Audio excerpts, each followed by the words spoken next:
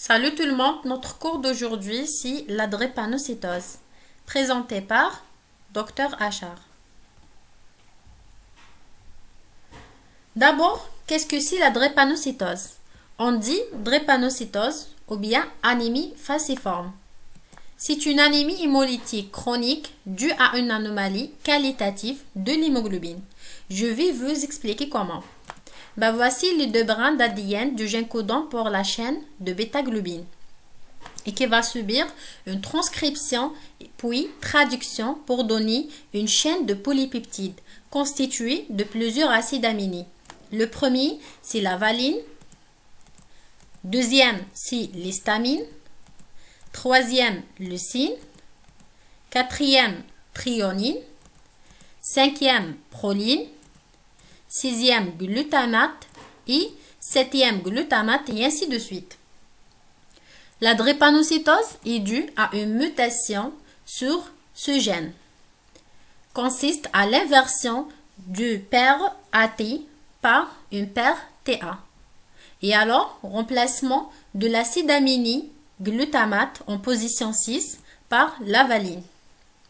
Et comme si on aura une chaîne bêta anormale aboutit à la formation d'hémoglobine anormale appelée hémoglobine S.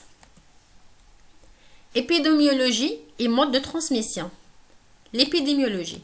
Le trait drépanocytaire en Algérie est de 1%, mais il peut atteindre 3% dans des foyers à l'est comme Annaba, Tarf, Skikda ou au sud comme Tegourt et Ouergla.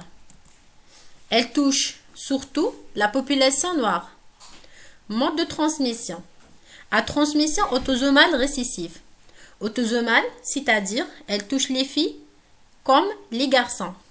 Récessive, il faut que les deux parents transmettent le gène muté à l'enfant pour qu'il soit homozygote et la maladie se manifeste. Cependant, si l'enfant reçoit qu'un seul allèle muté, il va être hétérozygote et la maladie ne se manifeste pas. On dit que l'enfant est un porteur sain. Mécanisme physiopathologique.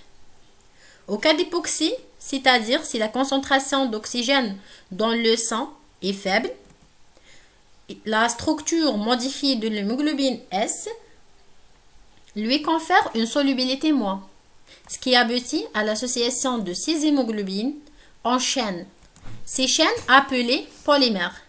Ces polymères forment des fibres qui déforment les hématies et leur donnent la forme caractéristique en fossile. Cet phénomène appelé fasciformation. Les conséquences de la fasciformation.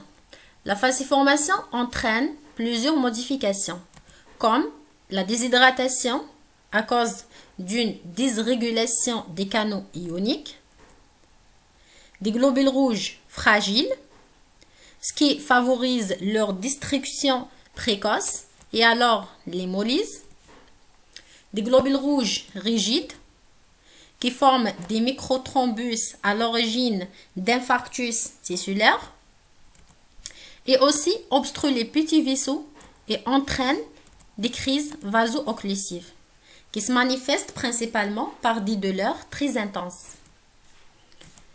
La surface externe des drépanocytes est procoagulante, ce qui favorise l'adhérence de ces cellules à l'endothélium et alors active la coagulation, ce qui aboutit à un ralentissement de la circulation et favorise et amplifie les crises vaso-occlusives.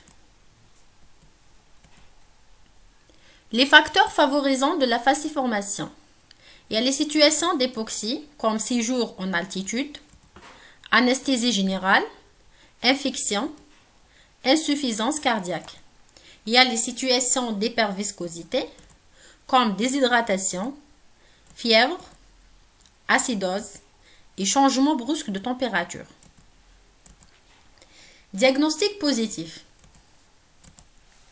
La symptomatologie de la drépanocytose commence entre 6 mois et 1 an, quand l'HbF, c'est-à-dire l'hémoglobine fœtale, diminue, laissant place à l'HbS qui est anormal.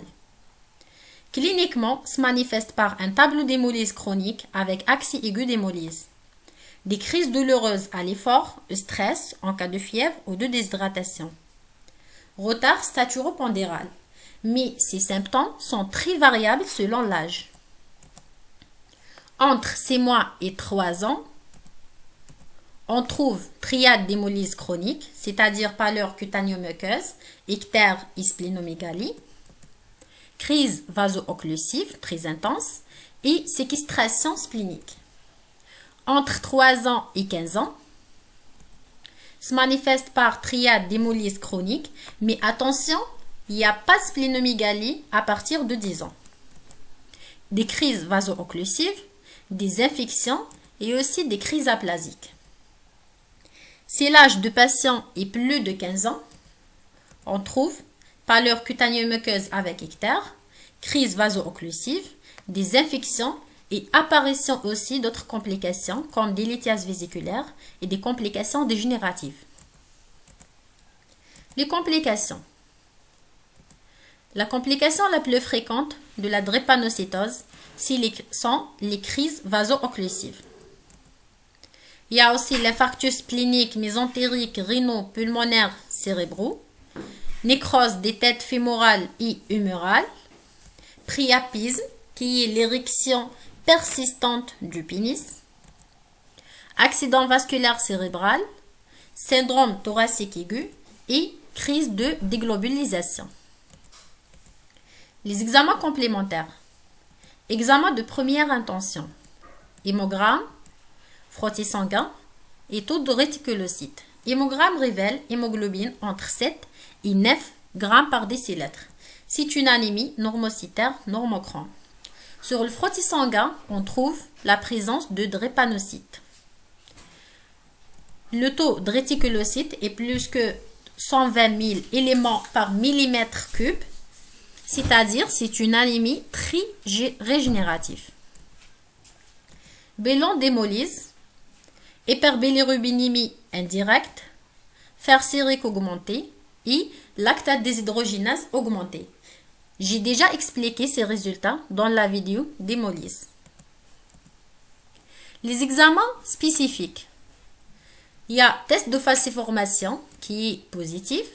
Il y a l'électrophorèse de l'hémoglobine du patient qui révèle hémoglobine A 0% et hémoglobine S majoritaire plus que 90% à cause de la mutation qui bloque la synthèse d'hémoglobine A et la remplace par la synthèse d'hémoglobine S qui est anormale. Mais pour confirmer le diagnostic, il faut faire l'enquête familiale chez les deux parents, où on trouve FNS sans anomalie et électrophorèse de l'hémoglobine, HbS 40% et HbA 60%.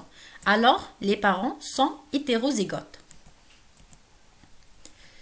Il y a des examens qu'il faut les effectuer avant tout traitement et qui sont groupage phénotypé dans le système réseau-séquelle, sérologie virale, VIH, hépatite B et C, recherche d'agglutine irrégulière. Traitement. On commence par traitement symptomatique. Lutter contre la douleur. Pour lutter contre la douleur, il faut une bonne hygiène de vie. Consiste à la prise abondante des boissons, proscrire les séjours en altitude, éviter les vêtements trop serrés et les écarts de température, etc.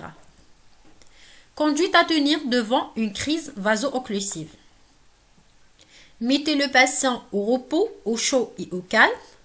Assurez une hyperhydratation, oxygénothérapie et il faut prescrire des antalgiques mineurs pour diminuer les douleurs comme paracétamol et aspirine. S'il n'y a pas de sédation, il faut prescrire des antalgiques majeurs comme dérivés morphiniques. Si malheureusement il n'y a pas de sédation au bout de 12 à 24 heures, il faut faire une transfusion ou échange partiel. Il faut aussi prévenir la carence en acide folique par la prescription de la foldine. Et comme si le risque d'infection chez les drépanocytaires est élevé, il faut le donner aux patients des antibiothérapies prophylactiques comme oracilline ou extensiline. Et comme vous savez, le fer sérique chez les drépanocytaires est très élevé aussi. Alors, si on trouve la ferritinémie plus que 1000 microgrammes par litre, il faut faire la chélation. Il y a aussi un autre traitement qui est l'hydroxyurie et qui est l'inducteur de l'HbF hydria. Il augmente la synthèse de l'HbF. On donne ce traitement si le patient a plus de 3 crises vaso-occlusives par année. Notez bien que tous ces traitements sont symptomatiques et le traitement curatif se base sur la greffe de moelle osseuse allogénique et la thérapie génique. Surveillance et prévention. La surveillance est trimestrielle ou bien semestrielle et aussi annuelle. Le suivi est clinique, biologique et aussi radiologique. La prévention se base surtout sur le conseil génétique, le dépistage des formes hétérozygotes et le diagnostic prénatal. Si la vidéo est bénéfique pour vous, n'oubliez pas de m'abonner s'il vous plaît et merci beaucoup pour votre attention. C'est parti.